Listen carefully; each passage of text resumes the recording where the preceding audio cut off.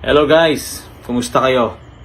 Kaninang umaga po ay nagpa-print po tayo ng tarpaulin kasi dapat sana kaninang hapon ikakabit natin, but since hindi po siya umabot, tomorrow po natin siya ikakabit, no? So stay tuned for sa Blackscape Gallery.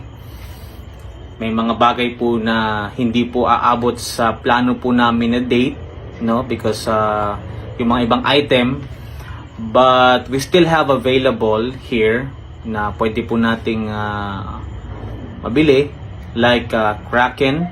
Yan po yung gagamitin natin na glue for hardscape. Meron po tayong some stones here. We have some driftwood here. And meron po tayong mga fertilizer. And kanina po nagmix po tayo ng soil for terrarium. And para po hindi ka na po mag-mekos-mekos para po sa iyong terrarium setup. So para you can avail it here sa Blackscape Gallery. So yan po, stay tuned lang po tayo para po sa mga magiging available. Again, Week Aqua, BioLart. I think siguro ganito po yung darating muna na ng BioLart.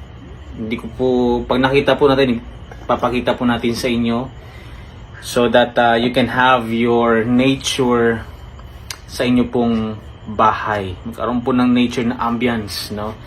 And meron po tayong available na ilaw, but for now, yung nga, kasama siya sa madidelay na padating. But some of the items you can have it here. So stay tuned. Follow our page and send us a message, and kung meron po kayong mga tingin nyo na mga request na mga item na gusto nyo pong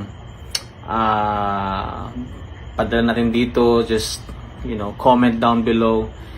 And we're trying na magkaroon po tayo ng mga katulad ng mga shirts.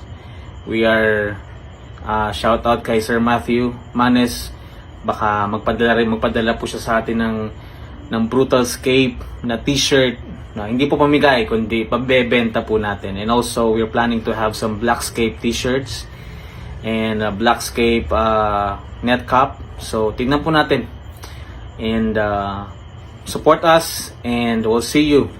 And further announcement of our dates sa opening, stay tuned. So God bless guys. Ito po yung video po natin ngayon.